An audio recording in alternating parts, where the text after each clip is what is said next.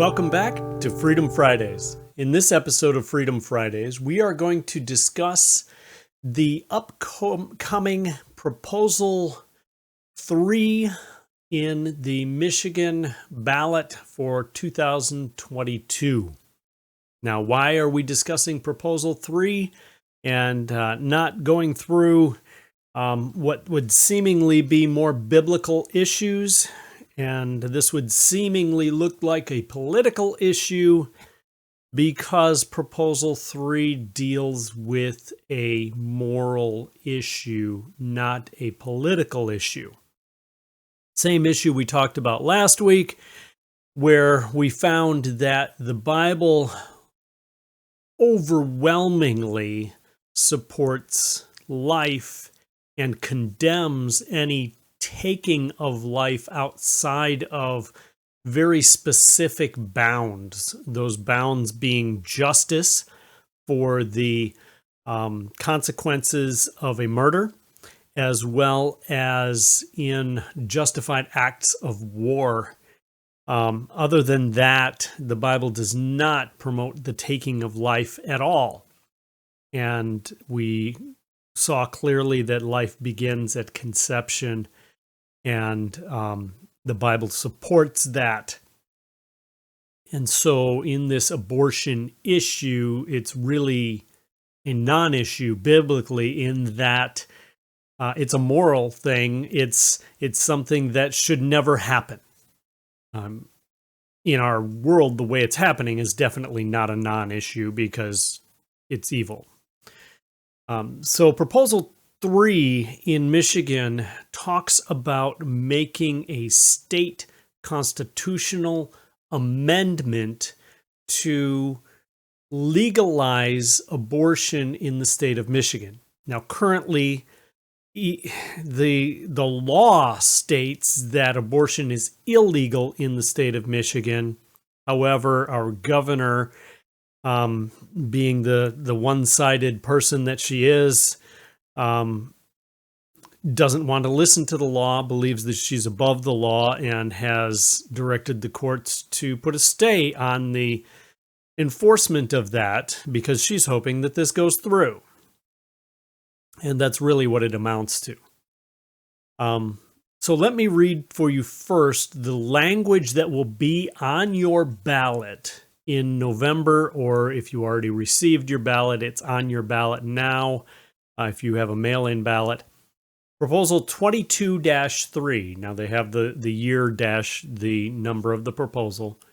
A proposal to amend the state constitution to establish new individual right to reproductive freedom, which, by the way, just makes me cringe, the grammatical errors there, including right to make all decisions about pregnancy and abortion. Allow state to regulate abortion in some cases, and forbid prosecution of individuals exercising established right. Now, first of all, anytime you make a constitutional amendment, you need to be very careful because this is something that is not easily undone. And so we need to be very careful. This rises to a level way above any other law or ordinance or statute. And they want this to be in the state constitution, giving an individual a right to what they're calling reproductive freedom. By the way, they already have freedom for their reproductive action. It's called nobody's forcing you. That's rape. That's illegal. So I don't know what they're thinking they're getting freedom for other than freedom from consequences. And that seems to be more of what they're trying to do. Freedom from the consequences of their actions, which biblically is not a good thing. We definitely need to own up to the consequences of our actions. Realizing also that Christ has forgiven us for our sin. It says, including the right to make all decisions about pregnancy and abortion. You already have a right to make those decisions. What they're trying to do is something further, as we'll find out later. So then it goes on to say, this proposed constitutional amendment would, and then it has 4 bullet points. The first bullet point, establish new individual right to reproductive freedom, including right to make and carry out all decisions about pregnancy, such as prenatal care, childbirth, postpartum care, contraception, sterilization, abortion, miscarriage management, and infertility. Now, what are they trying to accomplish here? Prenatal care is already, there's not an issue. Pregnancy, you already have the right to make all decisions, carry out all decisions about prenatal care. Childbirth, you have the right to have that decision. You have the right to, already to, whether you want a doctor, whether you want it in a hospital, whether you want a midwife, whether you just want to just stay at home and do that yourself. You can do that. Postpartum care, that's already a right. Contraception, you can already do that unless you are a minor, and then that's under the auspices of the parent, which goes with any of this stuff. Sterilization, you can already do that if you want. There's lots of that happens already, especially if you're at the number of children that you decided you want as a family. Abortion, that's what they're really focusing on here. Miscarriage management, not an issue. Infertility, only as it relates to maybe cloning related stuff or something of that nature are you not able to. But for the vast majority, you already have those rights other than abortion. So that's a smokescreen. The second bullet point, allow state to regulate abortion after fetal viability, but not prohibit if medically needed to protect a patient's life or physical or mental health. Now, fetal viability we'll get into in a little bit when we get into the actual text of the amendment, which I have. But the most concerning part of that is not prohibit if medically needed to protect a patient's life or physical or mental health. Really? Just because you're stressed out over your marriage now gives you a right, or over your pregnancy now gives you a right to just kill the baby? Interesting. So this is very extreme, very severe. Physical health. Well, I know a lot of people that through their pregnancies, they've had some physical health issues. My wife being one, but others being, the morning sickness is a physical health issue that is affected by the baby. Out of morning sickness, according to this, you could order an abortion. I don't want to have morning sickness anymore. Goodbye, baby. It's just absurd. The third bullet point, forbid state discrimination in enforcement of this right, prohibit prosecution of an individual or a person helping a pregnant individual for exercising rights established by this amendment. So they're trying to say no consequences. And the fourth bullet point, invalidate state laws conflicting with this amendment. They don't even spell out in either section what state laws they're looking to invalidate, other than if it doesn't produce abortion on demand whenever you want it, all the way through pregnancy, then it will be invalidated. And you say, well, what about the fetal viability? I thought it was only after fetal viability. We'll take a look at the text and we'll see what it really says. And then it says, should this proposal be adopted? The preferable one is no. Because no, we do not want abortion to be set apart as a right in the state constitution. Now, let's look at the text of this proposed amendment to the state constitution. Article 1, Section 28, right to reproductive freedom. Number 1, every individual has a fundamental right to reproductive freedom. Where did you get that fundamental right? You have a fundamental right to use your body as you wish, which we hear a lot of my body, my choice nowadays. Interesting that we didn't hear my body, my choice much in 2020 or 21 when they wanted to poke us with things we didn't want to be poked with. But now, but you already have a right over your body. The problem is you don't have a right over someone else's body that resides inside your body. And we talked about that a little bit last week, so I'm not going to continue into that. The right to reproductive freedom, which entails the right to make and effectuate decisions about all matters relating to pregnancy. They don't even define that.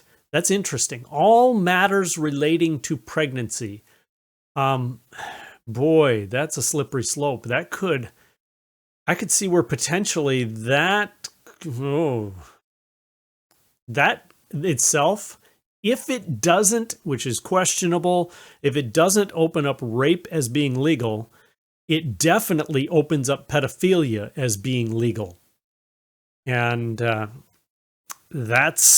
so now you cannot be prosecuted for pedophilia. CSC, out the door, because it conflicts with this, and it says right in it that nothing that conflicts with it can stand, and it'll invalidate everything that conflicts with it. So all your CSC laws, out the window. Including but not limited to, in the same list, prenatal care, childbirth, postpartum care, contraception, sterilization, and abortion care. That's the one they're really focusing on. Miscarriage management and infertility care. This next sentence is a little bit alarming. An individual's right to reproductive freedom shall not be denied, burdened, nor infringed upon unless justified by a compelling state interest achieved by the least restrictive means. So they're saying, if I want an abortion, if I want to kill my child, then you can't stop me unless specific, compelling state interests, and that only by the least restrictive means. Now, they do define what compelling interests are. Down in number 4, for the purpose of this section, a state interest is compelling only if it is for the limited purpose of protecting the health of an individual seeking care, consistent with accepted clinical standards of practice and evidence-based medicine, and does not infringe on that individual's autonomous decision-making. So they're saying it only if you're incapacitated and it needs to be saved your life is really, because otherwise you have your own autonomous decision-making that trumps any state action. So this is abortion on demand. This doesn't have anything like the smokescreen they said about fetal viability. We'll talk about that in the next sentence, but it absolutely has nothing to do with limiting abortion at all. It's only a compelling interest, basically, if you are unable to make that decision and they say, yep, we need to make an abortion in order to save your life. That is the only way that they can do that. Interesting, they say consistent with accepted clinical standards of practice and evidence-based medicine, because that doesn't have anything to do with accepted clinical standards or evidence-based medicine. The next phrase in number 1, notwithstanding the above, the state may regulate the provision of abortion care after fetal viability, provided that in no circumstance shall the state prohibit an abortion that in the professional judgment of an attending healthcare professional is medically indicated to protect the life or physical or mental health of the pregnant individual. That's a whole mouthful. Let's talk about fetal viability first. It says the state may regulate the provision of abortion care after fetal viability. In other words, let's look at their definition. Fetal viability means the point in pregnancy when in the professional judgment of an attending healthcare professional. These are not healthcare norms. These are not according to science, which science in biology There is no discussion in the realm of biology. That scientific discipline is 100% certain that life begins at conception. So this is by the attending physician, whoever they choose, as long as they got MD or DO after their name.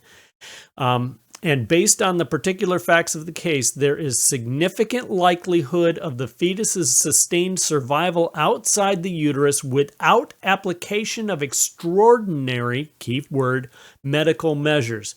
In other words, the baby has to be able to survive on their own outside the mom without any sort of apparatus or any sort of breathing thing or such. I mean, have you seen a newborn? They all have something hooked up to them. So this, again, is very ambiguous. It's up to the judgment of the doctor that they've chosen, which if they choose an abortion doctor, they're going to say, well, no, it's not viable. No, it's not viable, right on up till it's outside the womb. So that's a smokescreen as well. And then it says, provided that in no circumstance shall the state prohibit an abortion, that in no circumstance can they prohibit an abortion that the attending healthcare professional decides either it's there to protect the life, which we could talk about, and playing God and all of that, and if you choose to say, that's an issue we can discuss. However, how about physical or mental health? Again, back to that same thing we just discussed in the text of the other. You can justify it for anything. Protect the physical health? Really? So that you're not puking? Oh boy. I mean, you could consider my physical health is in danger because delivery of a baby is risky. Just the delivery itself is risky. So now your health is in danger right up until birth. Mental health. So now where do they don't even define what the mental health criteria are of the individual. Are you too sad? Are you too happy? It doesn't define it at all. Are you just depressed about it? Are you just concerned and not sure anymore? Oh boy. Number 2, the state shall not discriminate in the protection of or enforcement of this fundamental right. I don't think the state should discriminate anyway. Number 3, the state should not penalize, prosecute, or otherwise take adverse action against an individual based on their actual, potential, perceived, or alleged pregnancy outcomes. So if they even just feel like it's perceived like there might be something going wrong with my pregnancy, then according to this, boom. All they have to do is just have a weird feeling. How many women during the course of their pregnancy have a weird feeling or get the sense that something might be wrong with their baby? Most of them. Women are very attuned to their babies and want to protect them, and so there's concern always over the health of your baby. And most of the time you go to a good doctor and they say, no, everything's looking good. Or there's a few things to be concerned with. Maybe we'll put you on bed rest just for safety and such. But really, potential or even perceived pregnancy outcome? Wow. Or alleged. Even if you just assume, hey, that looked like this kind of outcome, but they decided on a different outcome. Can't prosecute. And then you cannot prosecute further down the paragraph for anyone aiding or assisting them to kill their child. I'll tell you what, folks, this proposal 3 for this amendment is absolutely, positively, undeniably evil. Please vote no. And make sure you vote if you are eligible to vote. And vote no on this. Thank you for tuning in. We'll see you next week on Freedom Fridays.